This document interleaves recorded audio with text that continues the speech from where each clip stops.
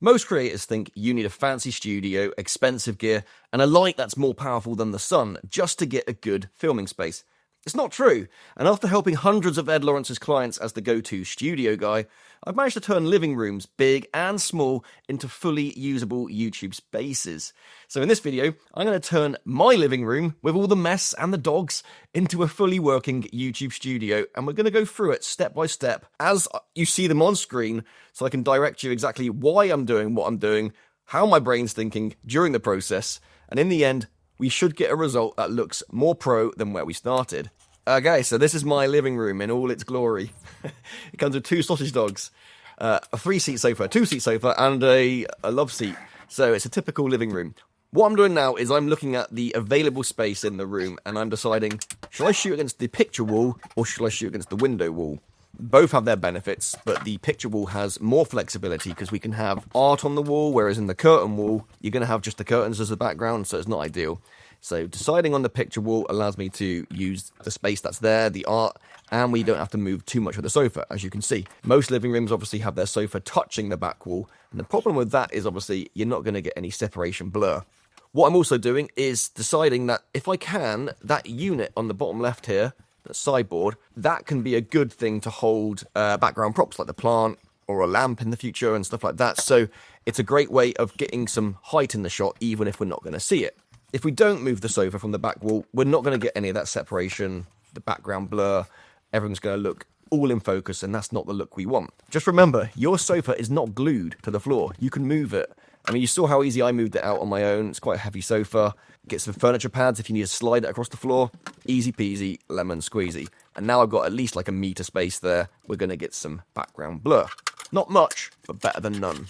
Next thing we're doing is now setting up the camera and getting the placement right. I use a dummy battery, which is essential for this camera that I use, which is the Canon R8, because the battery life is about half an hour. And what I'm doing now is just setting up a rough position of the height, knowing that I'm going to be central in the frame, and the example shot here, as you can see, it's all on auto, so ignore the colouring and the exposure. I'm just literally using this for framing purposes. It's kind of got the height that I need. We'll do some tweaks near the end. On the whole, that is all we need. So now we're bringing in our light. I use a C-stand because it's a quite heavy light anyway, and they're the stands that I own. You don't have to use a C-stand, but they are very sturdy. And the light that we're using is the Aperture 300D with a lantern softbox. And I'm going with a lantern softbox over a regular softbox because I wanted to try and flood the room with light so it looks a bit more evenly lit everywhere. It might not be exactly what I want in the end, but that was my vision anyway, at least. So this step, closing the curtains, that's essential. We need to try and block as much natural light as possible, and you'll know that from all my lighting videos, which if you haven't seen, definitely go check those out because they tell you exactly why we need to block light out. We basically don't want that light changing during the shoot. So block the light as much as you can, and then we're ready to start carrying on with setting up the shot.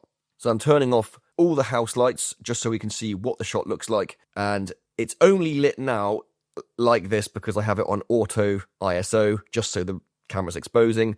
The light's coming in through the patio door, which I haven't blocked the light, but that actually won't be in the shot, affecting the shot at least in the end. But again, just testing the light, turn the light on, and let's see what sort of exposure we have. Does the light look good in the shot? Are there any problems that we can see? And as you can see straight away, there's a problem. If we're going to have the photo frames on the wall or art and it's glass, we're going to show that reflection of the dome instantly. So we're definitely going to need to be repositioning that light, blocking it, flagging it, doing what we can to kind of minimize how much is shown on the frame. So all these little tweaks, testing the power. I've got the camera set now down to ISO 100. That's the setting we want to be on for the ISO. And that allows us to have the cleanest image.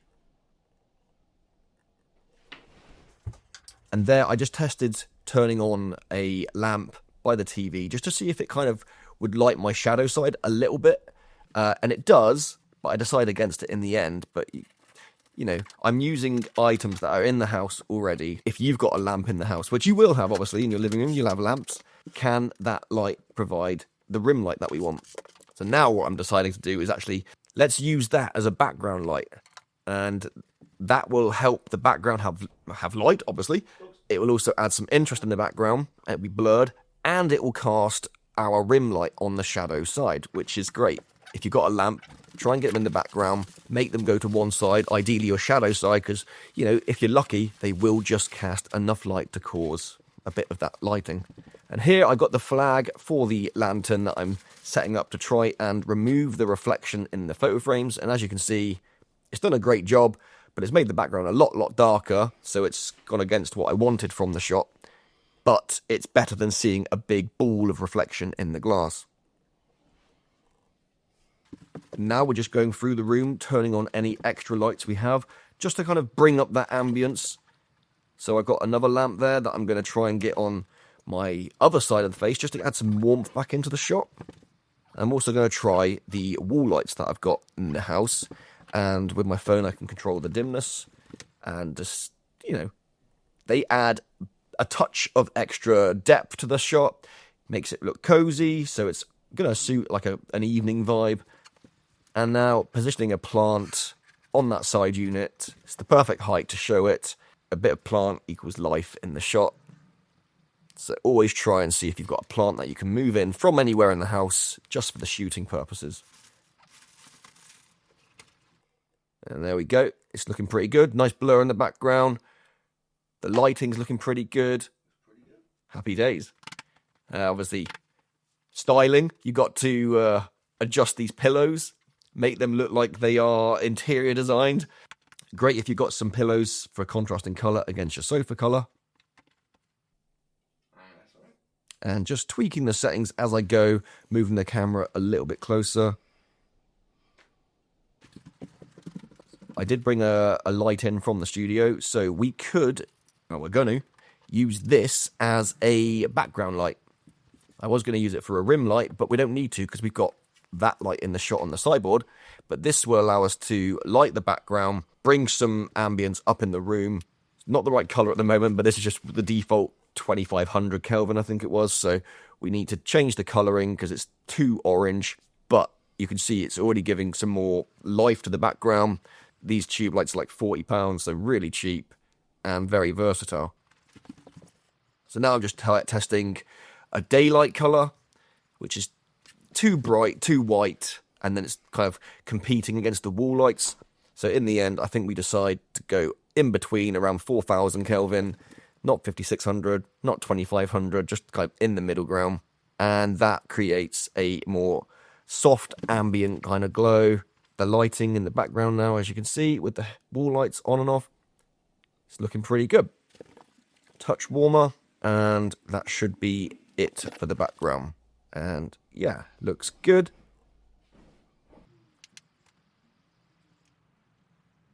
That is without the wall lights on. With the wall lights, you can see we've now got the edge light happening, and then with the main light on, it all comes together and creates the final look.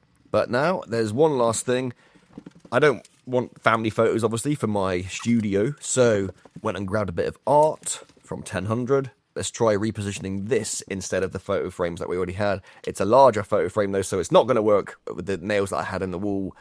But just to show kind of example of where it will be, it can work. It's just about the right height, but we need to tweak it. So let's go and get my hammer and just decide I'm going to have a picture here. Not much measurement, but it looks pretty good. And it's the right placement where I want. There's enough room now for my head to be in the center without much distraction. And the art is more to the side to balance out the shot with the plant and lamp on the left. As you can see there, looking pretty good. And I'm happy with that. There's the art, the plant, the lamp. It's all come together pretty well. And I think it's time to get the stars of the show in shot. Come on, Morris. Come on, Gracie. There we go. Doggy, doggy. They enjoy it too. And yeah, you're going to have these distractions when setting up in your living room. But once you've done it once and you know your positioning, it will become a 10-minute process knowing where you had lights before. So going through, turning the lights off so you can see what it was before, what it is now. Good height, not too high in the frame. Show enough of the body, not showing crotch from the sofa, which is always the risk. If you've got your camera too low, you're going to show your crotch, which you don't want to do. And now I'm just going to go through and turn the lights off so you can see kind of everything in action. So we start with the lamps, the wall light, the other lamp, background light and our main light, and that is what ends up with a shot that looks like this. And that is it. And if you want help setting up your studio, then obviously get in touch in the link in the description. Also, the video on screen now is essential to watch if you want to know how to light your shots properly. A bad camera can look great with good lighting. A good camera can look absolute crap with bad lighting. So get your priorities right and get your lighting sorted. Link in the description if you want to contact me about building your own studio space. And I look forward to seeing you on the next video.